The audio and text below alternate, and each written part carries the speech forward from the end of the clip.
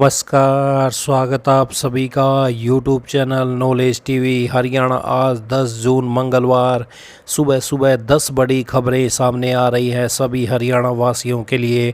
बड़ी योजना, घोषणा, आदेश, ऐलान। आज सुबह 8 बजे तक क्या है पूरी जानकारी, आइए देखते हैं। हरियाणा की सबसे तेज़, सबसे सटीक जानकारी के लिए यूट्यूब चैनल नॉलेज टीवी को सब्सक्राइब करना ना भूलें। तो चलिए देखते हैं हरियाणा आज 10 जून सुबह सुबह 10 बड़ी खबरें, घोषणा, ऐलान। तो किसानों के लिए बड़ी खबर, योजनाओं का सच, किसान ने वादा निभाया, विभाग ने बिसराया।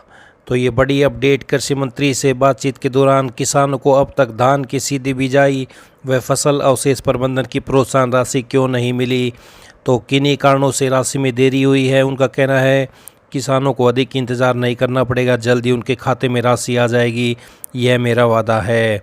तो वहीं उनसे पूछा गया, किसान ने सीधी बिजाई भी की और फसल अवशेष प्रबंधन भी किया, लेकिन सरकार वादा खिलाफी क्यों कर रही है। उन्होंने कहा, हम किसानों की हर समस्या को बेहतरी से समझते हैं, किसी भी स्तर पर कोई वादा खिलाफी नहीं हुई है। योजनाओं का लाभ यदि किसानों को नहीं मिलेगा तो किसान से क्या उम्मीद करेंगे।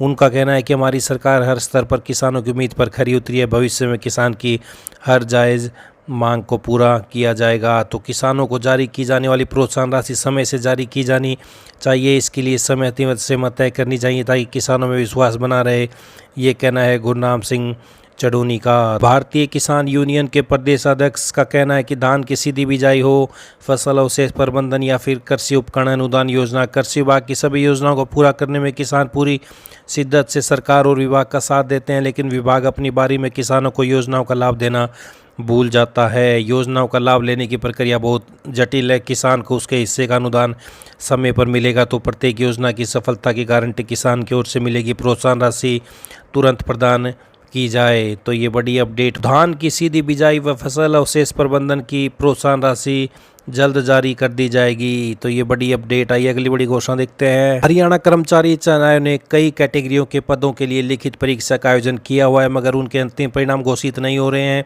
इन कैटेगरी के पदों के उम्मीदवार लगातार अखबार से आग्रह करते रहे कि उनके परिणाम जल्द घोषित करने के लिए उनकी मांग सरकार आयोग तक पहुँचाई जाए।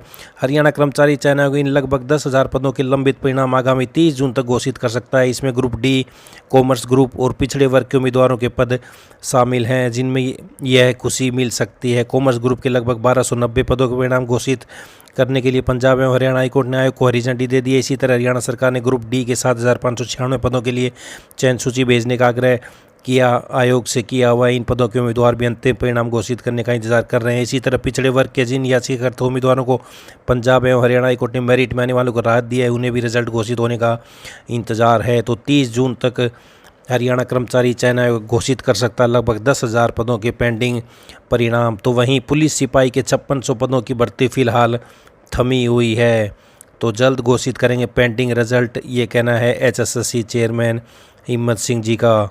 CET one time registration portal पर पंजीकरण की आखिरी तारीख 12 जून से बढ़ाई जाए, ये मांग है युवाओं की। तो ये बड़ी अपडेट।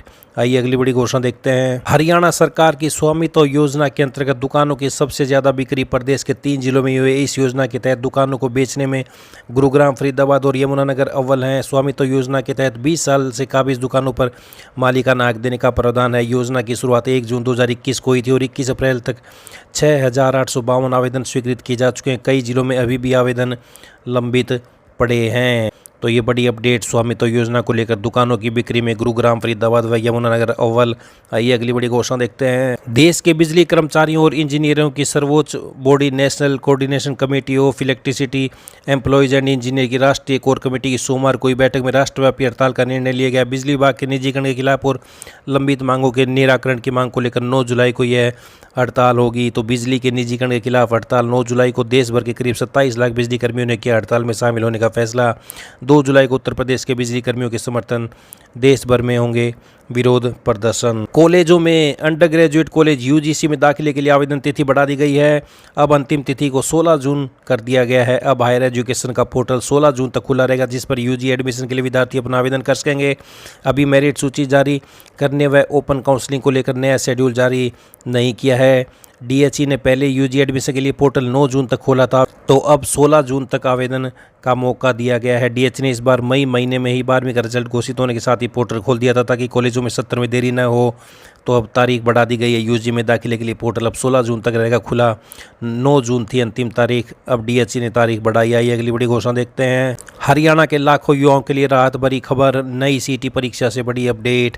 हरियाणा में सरकारी नौकरियों के लिए होने वाली सीईटी के लिए नियमों को चुनौती देने वाली याचिका को पंजाब एवं हरियाणा हाईकोर्ट ने खारिज कर दिया है। याचिका में सीईटी परीक्षा 2024 में निर्धारित न्यूनतम आयु सीमा को चुनौती दी गई थी, तो सीईटी के नियमों को चुनौती देने वाली याचिका हाईकोर्ट में खारिज की। 2024 में निर्धारित न्यूनतम आयु सीमा को चुनौती दी गई थी, तो बड़ी राहत की खबर सभी युवाओं के लिए आई। अगली बड़ी घोषणा देखते हैं। निदेशालय से लेकर जिला कार्यालयों में डेपुटेशन पर बैठे शिक्षकों को जल्द ट्रांसफर ड्राइव में शामिल किया जाएगा। यदि शिक्षक दूसरी जगह भी है तो वह भी इस ड्राइव में शामिल होगा। बताया गया है कि कुछ शिक्षक लंबे समय से निदेशालय में जमे हुए हैं, ये शिक्षक प्रशासनिक काम कर रहे हैं। ये बात शिक्षा मंत्री ने कही। शिक्षा मंत्री ने कहा कि अभी तक कोई स्कूल बंद करने का फैसला नहीं किया, अभी दाखिले बढ़ाने पर जोर दिया जा रहा है। तो शिक्षा मंत्री बोले, निदेशालय व जिला कार्यालयों में जमे शिक्षक बदलेंगे, बंद नहीं होगा कोई स्कूल। छुट्टियों में स्कूल भवनों के रखरखाव के लिए मंत्री ने पंचायतों को लिखा पत्र। तो ये बड़ी अपडेट आई। अगली बड़ी घोषणा देखते हैं। प्रदेश भर में सरकारी स्कूलों के शिक्षकों का ऑनलाइन तबादला ड्राइव चलने का लंबे समय से इंतजार है। इसी शैक्षणिक सत्र में तबादला मुहिम का ऐलान करते हुए शिक्षा मंत्री के निर्देशानुसार युक्तिकरण रैशनलाइजेशन की कमेटी भी गठित कर दी गई, लेकिन अभी तक स्कूलों की तरफ से विभाग के management information system MIS portal पर 1 लाख बच्चे का डाटा ही अपलोड नहीं करने से तबादला मुहिम अटक गई है। शिक्षा मंत्री की तरफ से शिक्षा विभाग को इस प्रक्रिया में आने वाली दिक्कतों को दूर करके जल्द सभी विद्यार्थियों का डाटा अपलोड करने के निर्देश दिए गए हैं। इसी डाटा के आधार पर स्कूलों में रैशनलाइजेशन पूरा करके शिक्षकों का ऑनलाइन तबादला मुहिम शुरू करना है। प्रदेश भर में 14,224 सरकारी स्कूलों में पहली से लेकर 12वीं कक्षा तक तकरीबन 21 लाख विद्यार्थी हैं। अभी तक स्कूलों की तरफ से तकरीबन 20 लाख विद्यार्थियों का ही डाटा MIS पोर्टल पर अपलोड किया जा सका। इसी डाटा के आधार पर कमेटी रैशनलाइजेशन की प्रक्रिया पूरी कर विभाग को सौंपना है। तो क्या है देरी की वजह? दरअसल सरकारी मॉडल संस्कृति GMS और PM श्री स्कूलों में नियुक्ति के लिए होने वाले टेस्ट के बाद ट्रांसफ़र की प्रक्रिया को शुरू हो चुकी है। 6 जून से 13 जून की रात 10 बजे तक आवेदन स्वीकार किया जा रहा है। यह भी शिक्षकों की तबादला ड्राइव में देरी का एक कारण है। शिक्षा मंत्री का कहना है प्रदेश में शिक्षकों की ऑनलाइन तबादला ड्राइव को चलाने में कुछ प्रक्रिया चल रही है, जिन्हें पूरा करके जल्द ही ड्राइव शुरू किया जाएगा। सरकार के निर्देशानुसार इस संबंध में शिक्षा विभाग की तरफ से प्रक्रिया जारी है। तो MIS पोर्टल पर 1 लाख बच्चों का डाटा अधूरा, शिक्षकों की तबादला मुहिम अटकी। तो ये बड़ी अपडेट आई। अगली बड़ी घोषणा देखते हैं। हरियाणा के पूर्व मुख्यमंत्री भूपेंद्र सिंह हुड्डा ने कहा कि प्रदेश में बीजेपी की नहीं बल्कि पोर्टल की सरकार चल रही है।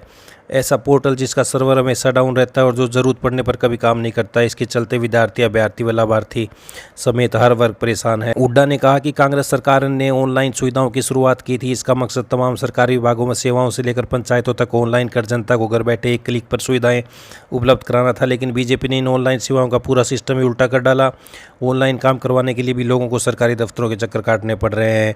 तो ये कहना है भूपेंद्र सिंह हुड्डा। प्रदेश में ऐसे पोर्टल की सरकार जिसका सर्वर हमेशा डाउन। तो बड़ी अपडेट आई। अगली बड़ी घोषणा देखते हैं। सोनीपत और पंचकुला में अब चंडीगढ़ की तर्ज पर ट्रैफिक कंट्रोल होगा। दोनों शहरों में integrated command and control centre बनाया जाएगा। CM की अध्यक्षता में हुई दोनों अलग अलग मेट्रोपॉलिटन डेवलपमेंट अथॉरिटी की बैठकों में इस प्रोजेक्ट पर मोहर लगी है। CCTV लगाए जाएंगे जिससे ट्रैफिक नियमों को तोड़ने पर ऑनलाइन चालान कटेंगे। इसी प्रकार की ट्रैफिक व्यवस्था पंचकुला व सोनीपत शहर में बनेगी। इस योजना में AI आधारित वीडियो एनालिटिक्स के साथ CCTV निगरानी होगी। यातायात नियंत्रण सिस्टम, नंबर प्लेट पहचान, लाल बत्ती उल्लंघन का पता लगाना, स्वचालित यातायात काउंटर और वर्गीकरण, आपातकालीन कॉल बॉक्स, अनाउंसमेंट सिस्टम होगा। बैठक में अन्य कई विकास कार्यों के लिए मंजूरी दी गई है। तो ये बड़ी अपडेट, बड़ी घोषणा है। सोनीपत पंचकुला में चंडीगढ़ की तर्ज पर कंट्रोल होगा। ट्रैफिक दोनों शहरों में बनेगी integrated command and control centre. तो ये सुबह सुबह सभी हरियाणा वासियों के लिए बड़ी खबरें, घोषणा, ऐलान। हरियाणा की हर छोटी से बड़ी अपडेट, योजना, घोषणा, आदेश सभी की जानकारी के लिए चैनल को सब्सक्राइब जरूर कर लें।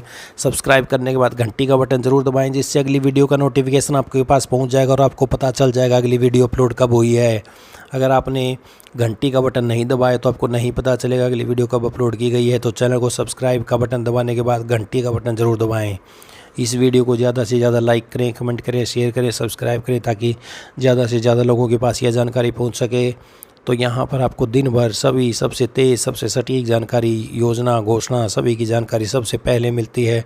तो चैनल को सब्सक्राइब करना ना भूलें, घंटी का बटन ज़रूर दबाएँ। तो मिलते हैं अगली बड़ी घोषणाओं के साथ। इस अपडेट में इतना ही। बहुत बहुत धन्यवाद।